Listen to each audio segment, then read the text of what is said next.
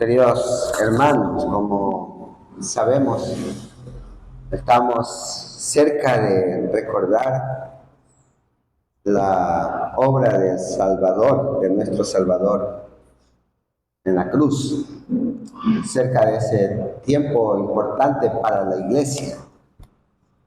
Y por esa razón, esta mañana quiero predicar sobre Juan capítulo 12, porque es tiempo de recordar lo que él padeció, ¿verdad? Se conoce, según el calendario eclesiástico, son semanas del padecimiento, para recordar el padecimiento de Jesús. Entonces, por eso la semana pasada también se ha predicado sobre los eventos que están antes de la crucifixión. Y también sabemos que después de 2 semanas, o un poco menos de 2 semanas, vamos a recordar justamente la crucifixión del Señor. Mire, en la vida hay momentos importantes, momentos que marcan un antes y un después en la vida.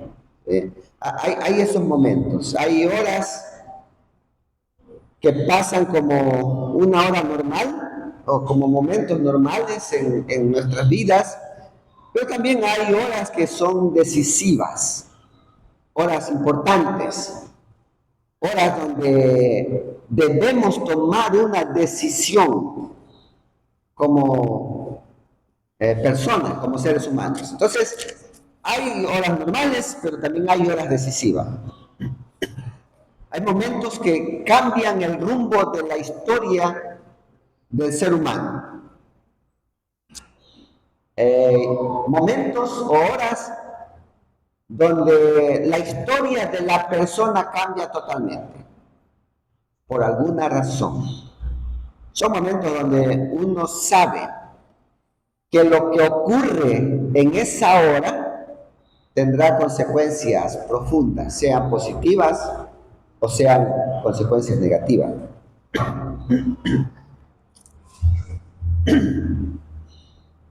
No sé si usted puede recordar momentos así.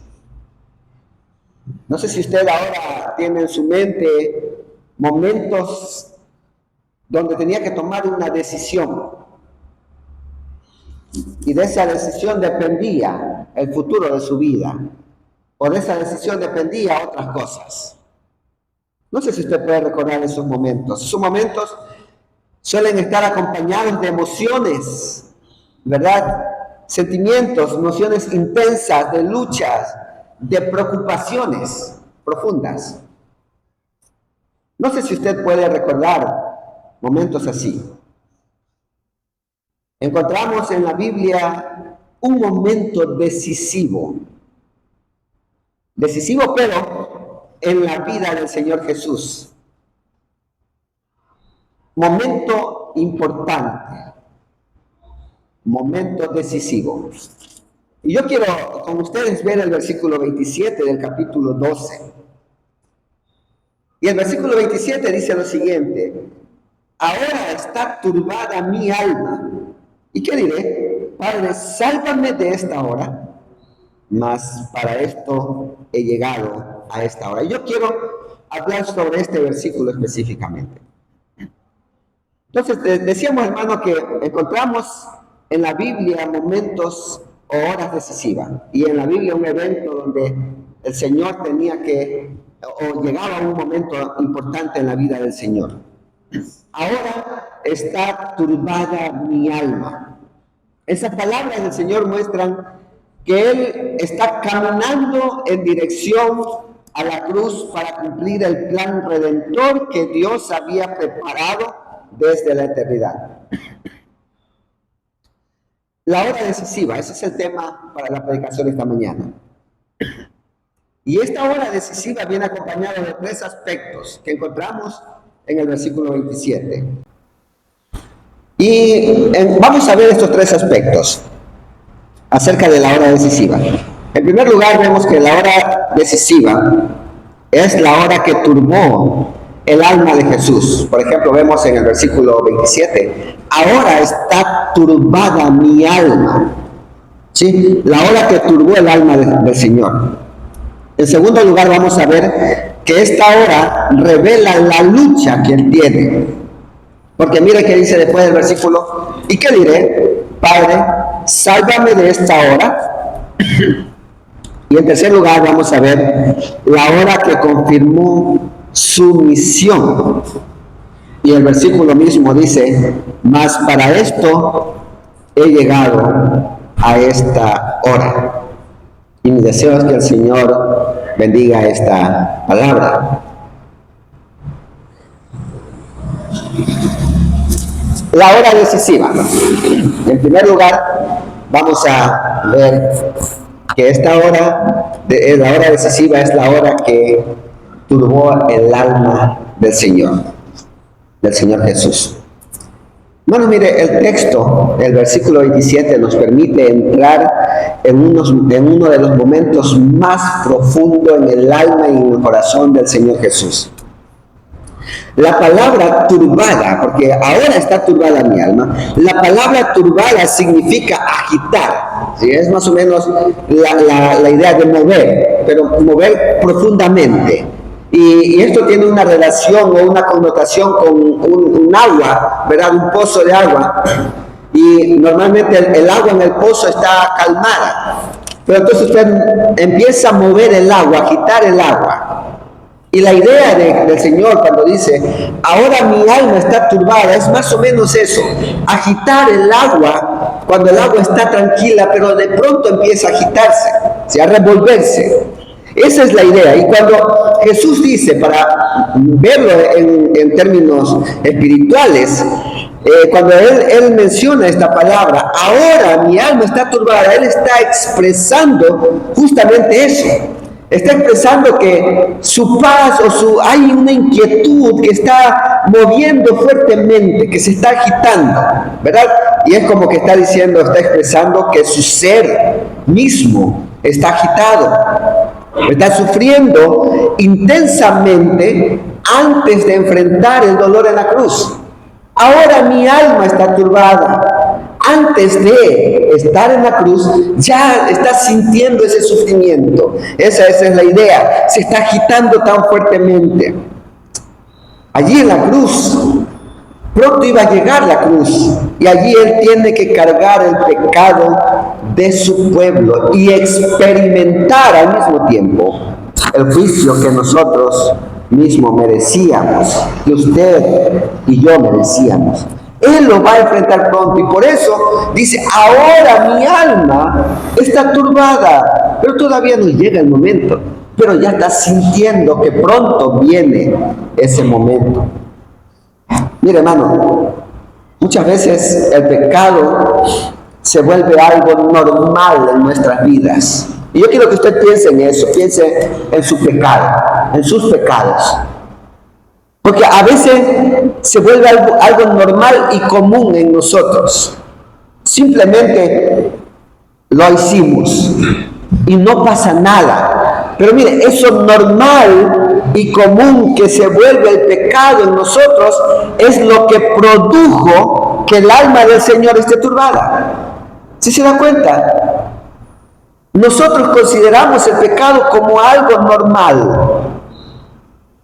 Ya, un error. Pero ese error o eso normal ocasiona que el alma de Jesús esté turbada. Él sabía lo que pronto iba a pasar con él. Y eso turba su alma. Y aquí podemos ver algo importante en cuanto a nosotros, hermanos. El camino de la obediencia a Dios, porque ese es el camino suyo y mío, obediencia.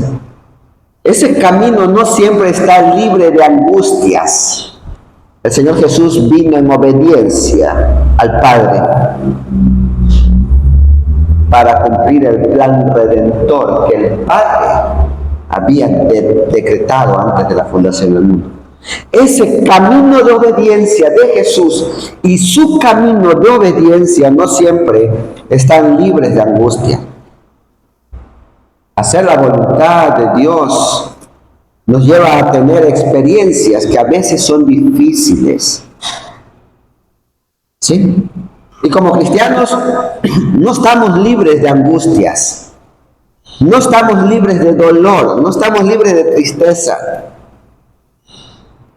Pero mire, yo no le voy a mentir, yo no le voy a decir, venga a Cristo y con Cristo se resuelve todos sus problemas. Usted ya no va a tener problemas. Usted ya no va a tener necesidad, usted ya no va a tener sufrimiento, usted ya no va a tener dolor. No, eso es una mentira. Porque el camino de la obediencia no nos libra de las dificultades, de la tristeza, de los ataques, de las luchas, de las crisis. No nos libra. Tampoco nos libra de la necesidad. Pero ¿sabe cuál es la diferencia allí, hermanos? La diferencia es que el Señor sigue siendo fiel con los que son fieles. ¿Sí? Y entonces, las luchas y las dificultades las podemos ver desde otra perspectiva, diferente. Esa es la diferencia. Hay cómo sobrevivir ante las circunstancias, porque delante de mis circunstancias está mi Señor. ¿No? Este camino no es de apariencias espirituales, donde fingimos ser fuertes, donde fingimos estar bien, donde fingimos ser felices, donde no se trata de eso. No es un camino de apariencia. Nosotros experimentamos temores, experimentamos sufrimiento, experimentamos dolores, experimentamos necesidades, experimentamos angustias reales. No son fingidas, son reales. Sí, pero aprendemos a llevarlas delante de Dios. Esa es la diferencia. Antes que los clavos fueran incrustados en las manos del Señor, Él ya sentía el peso de la cruz. Ahora mi alma está turbada. Antes de ser colgado en la cruz, el Señor ya estaba o ya sentía presionada, agitada su alma. Antes, Él sabía lo que venía. Él sabía lo que le esperaba pronto. Su corazón tiembla. Su alma está turbada, pero su misión no es abandonada. Su misión sigue el camino. Entonces, la hora decisiva revela que el alma de Jesús está turbada. Pero también la hora decisiva, en segundo lugar, revela su lucha. La lucha del Señor. Dice el versículo de la segunda parte, ¿y qué diré? Padre, sálvame de esta hora. Hermanos, esta frase revela una tensión profunda en el corazón del Señor. ¿Y qué diré? Padre, sálvame de esta hora. No es que el Señor está dudando, o no es que el Señor está siendo rebelde con Dios. No es esa la idea. Lo que Él está sintiendo allí es la expresión real de una lucha interior que Él tiene mientras contempla el sufrimiento que está delante de Él. No es algo natural y que ya, ok, que venga lo que venga, pero es algo profundo, es algo real, es algo no fingido, y Él va a enfrentar eso en breves días. Cristo está mirando de frente la hora que había sido anunciada desde su venida, la hora que había sido anunciada por los profetas desde el Antiguo Testamento. Él está mirando de frente lo que sabía que iba a pasar desde el inicio de su ministerio. Nosotros encontramos en el Evangelio de Juan, y los que estamos estudiando este Evangelio podemos ver que allí se repite mucho la expresión la hora. Pronto será la hora, o vendrá la hora, o llegará la hora en que el Hijo del Hombre. Entonces, Juan repite muchas veces la expresión la hora. Y cuando él está repitiendo muchas veces, no se refiere simplemente a un momento del tiempo, a un momento del reloj, de nuestro tiempo, no. Él va más allá. Él está manifestando, está pensando un poco en el evento central de la redención. No al tiempo, sino al evento. ¿Y cuál es el evento central de la redención? Su pasión, su muerte, su resurrección. Y antes de su resurrección, su descenso al infierno. Y ojo, que esto es importante, hermanos. Cuando cuando nosotros leemos el credo de los apóstoles, hablamos de eso. Y decimos que Él descendió a los infiernos. Y ojo, no es que Cristo salió de la tumba y se fue a habitar con Satanás en el infierno. No. Cuando hablamos del infierno, y esto los candidatos miembros saben muy bien, y los miembros también, cuando hablamos del infierno, estamos hablando de que Él allí sufrió. Hemos cantado el Salmo 22. Dios mío, ¿por qué me has abandonado? Cuando hablamos de que Él descendió a los infiernos, estamos diciendo que Él en la cruz recibió el castigo, recibió el juicio, recibió la ira de Dios por su pecado y por mi pecado. Imagínense cargar el pecado de todo el mundo en ese momento. Él sabía que iba a venir ese momento, donde iba a recibir la ira de Dios y el juicio por el pecado. Todo eso cargado a su sufrimiento en la cruz. Todo eso cargado en la sangre que iba a derramar y en su cuerpo que iba a ser inmolado. Y tal vez, y es así, el mayor sufrimiento del Señor no fue estar colgado en la cruz. Es un sufrimiento, pero no fue el mayor. El mayor sufrimiento fue que la ira y el juicio de Dios cayeron sobre Él en esa cruz. Por eso Él dice, está turbada mi alma. ¿Y qué diré? Padre, sálvame de esta hora. Está revelando su lucha, ¿verdad? Luego va a decir, Padre, Dios mío, si es posible, pasa de mí esta copa. Está revelando la lucha que Él está teniendo ahora. Entonces, la hora significa eso, el evento de la redención, su muerte, su pasión, su sufrimiento, el juicio de Dios allí en la cruz. Y luego la victoria en la resurrección. El Señor sabe que esa hora significaba traición, significaba burla, significaba abandono, significaba tortura, sufrimiento y finalmente la cruz. Él sabía eso. Y esa hora está llegando. Pero aún más profundo, como les dije, todo eso significa cargar el pecado de su pueblo y enfrentar el juicio santo de Dios. En ese contexto, hermanos, la pregunta, Padre, sálvame de esta hora. Esa pregunta refleja su verdadera humanidad.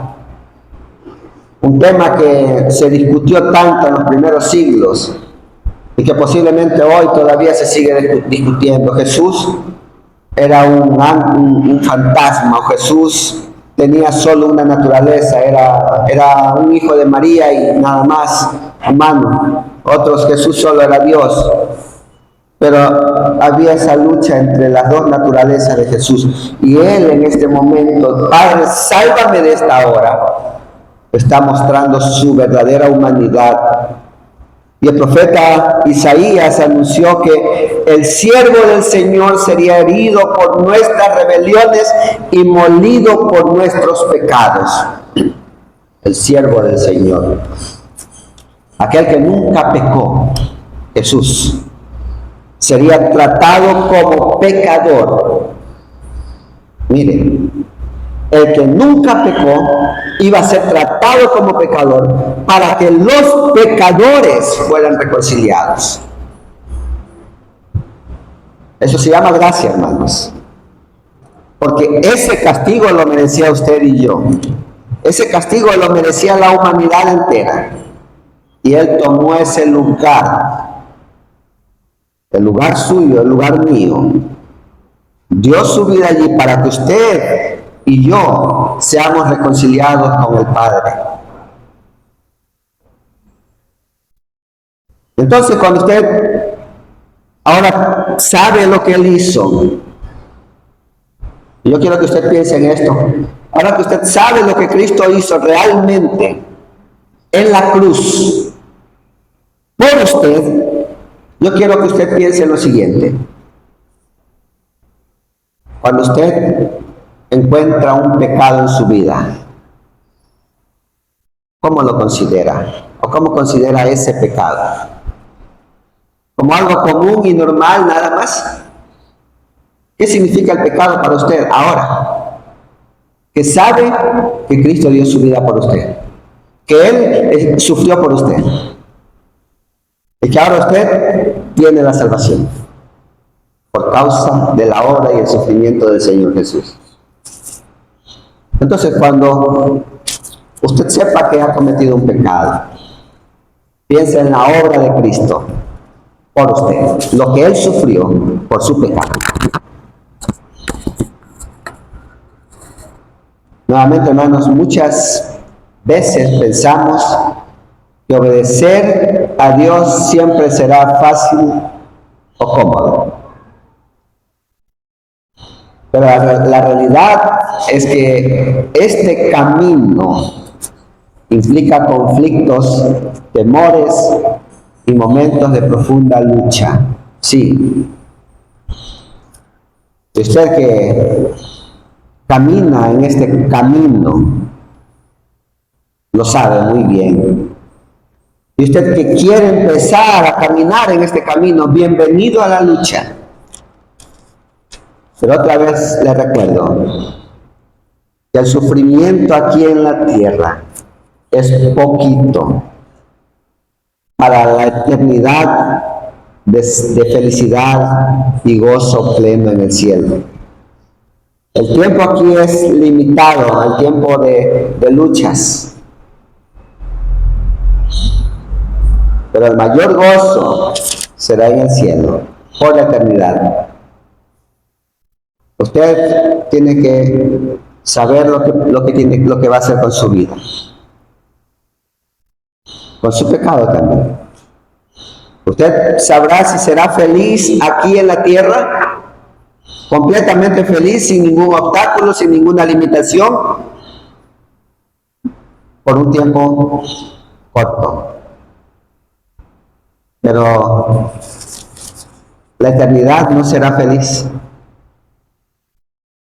Si quiere disfrutar aquí en la tierra todos sus placeres, con todas sus emociones, con todo aquí, es su decisión. Pero ese disfrute, esa felicidad, entre comillas, es temporal. Porque la eternidad le espera. Pero si usted quiere caminar con Cristo, posiblemente, y mejor dicho, tiene que renunciar a todo, ¿sí? A lo que le gusta. Entonces, le esperará una eternidad completa, llena de gozo. ¿Qué prefiere usted? Hermanos, Y no estoy diciendo que la vida del cristiano es sufrimiento y más sufrimiento, no. Porque como dije al inicio, aprendemos a gozarnos en medio de ese sufrimiento, de esas luchas, aprendemos a llevar la vida. Y el mayor gozo, como les dije, está en lo que viene en el cielo. Yo no veo aquí cristianos aburridos, no. No veo cristianos que sufren y sufren y sufren, no. Veo gente llena de gozo también. Gente que se deleita. ¿Sí? Hermanos, Cristo enfrentó la hora decisiva de la cruz. Y Él enfrentó sabiendo perfectamente lo que significaba esta hora. Y aún así, sabiendo lo que significaba, Él decidió seguir adelante por amor a su pueblo, por amor a usted, una vez más. Entonces, la hora decisiva revela que el alma de Cristo está angustiada.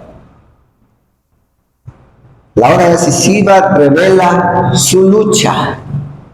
Padre, sálvame de esta hora. Pero también la hora decisiva confirma su misión. Mira lo que dice la última parte del versículo 27. Mas para esto he llegado a esta hora. Después de expresar la turbación de su alma y la posibilidad de pedir ser librado de esa hora, Jesús declara una frase que revela su misión. Mas para esto he llegado a esta hora. ¿Qué está diciendo el Señor con esta frase? Está diciendo que la lucha interior, lo que Él está sintiendo dentro, se transforma ya no en una lucha, sino en una resolución. Él resuelve, decide continuar. Esa es la idea. La cruz no es un accidente, porque muchos también hay pensamientos así, que la cruz es un accidente, algo inesperado, algo que pasó por accidente o porque los soldados cogieron presos y porque mala gente los mataron. Pero la cruz no es un accidente, hermanos. La cruz es el propósito de la venida de Cristo. Mas para esto he llegado a esta hora. Para esto he venido. Esa es la idea. Él no solo vino a enseñar. Jesús no solo vino a hacer milagros, como vemos en el libro de Juan, en el Evangelio. No solo vino a revelar la verdad. No solo eso.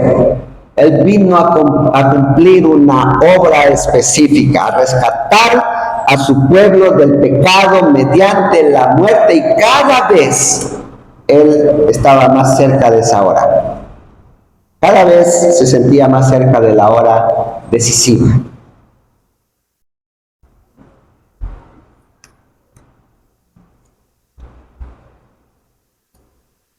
Nosotros, cuando vemos nuestra doctrina, nuestra teología, o cuando vemos el versículo 27 específicamente, nosotros hablamos de dos tipos de obediencia del Señor. La obediencia activa y la obediencia pasiva.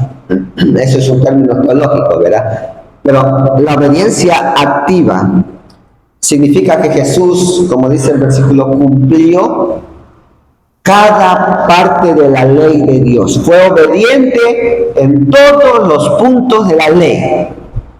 Obediente totalmente. Eso lo hizo Él. Lo cumplió, obedeció. Esa es la obediencia activa. Y la obediencia pasiva del Señor consiste en su disposición de sufrir y morir en lugar de los pecadores. ¿Sí ven la diferencia? La obediencia activa es lo que Él hace para cumplir toda la ley. Pero la obediencia pasiva es la disposición que tiene para ir voluntariamente hacia la cruz. Esa es la obediencia pasiva. Porque Él puede decir no más, como lo vemos allí. Padre, ¿es posible salvarme de esta hora? No, para esto he venido. Tengo que seguir. Esa es la idea de la obediencia pasiva. Y en el versículo 27 vemos ambas realidades. Cristo no solo vive en obediencia, también se entrega voluntariamente por el beneficio suyo y el mío. Mire, hermanos, hasta dónde llega la grandeza de la obediencia del Señor. Teniendo el poder para evitar la cruz, Él decide entregarse voluntariamente, obediencia pasiva. Eso significa que nadie le quitó la vida, Él la dio voluntariamente. No fue un accidente, Él dio su vida por nosotros. Hermanos, cuando Jesús habla de esa hora, Él está hablando de la hora en que el Cordero de Dios quitará el pecado de los pecadores. Esa es la hora. La hora en que Él iba a ser entregado para librarnos del pecado. ¿Esa hora traerá dolor? Sí, para Él. ¿Traerá abandono? Claro. Dios mío, ¿por qué me has abandonado? ¿Traerá dolor? Sí, desde luego que traerá dolor. ¿Traerá muerte? Sí, traerá muerte esa hora. Pero también, y lo más importante, esa hora que trae dolor, abandono, muerte, sufrimiento, trae salvación para usted y para mí. Esa hora trae reconciliación. Esa hora trae vida eterna para todo aquel que cree en Él. Finalmente, para concluir, hermanos, al contemplar este versículo, entendemos que nuestra salvación gira alrededor de una hora decisiva. ¿Sí lo ha visto? Todo gira alrededor de la hora decisiva. El Señor caminó esa hora decisiva sabiendo que eso implicaría para Él sufrimiento, vergüenza, muerte, pero también sabía que esa sería la hora en que el pecador el pecado sería derrotado y los pecadores serían reconciliados con Dios. Por eso, la hora decisiva de Cristo se convierte en la hora de esperanza para nosotros. ¿Sí ven? Esa hora de sufrimiento, de dolor, de angustia del Señor se convierte en la hora de salvación para nosotros, en la hora de consuelo para usted y para mí, en la hora de esperanza. ¿Sí? Y hermanos, cuando enfrentemos horas difíciles, porque hay momentos en nuestras vidas también así, horas difíciles, cuando nosotros enfrentemos esas horas difíciles, recordemos que el Salvador, el Señor Jesús, ya pasó por esa hora, por la hora más oscura. Él ya pasó para abrirnos el camino y poner su luz y guiarnos hacia el Padre. Por lo tanto, el mismo Jesús, cuya alma fue turbada, es el mismo que en la cruz declaró: consumado es. Todo está listo. La hora decisiva llegó.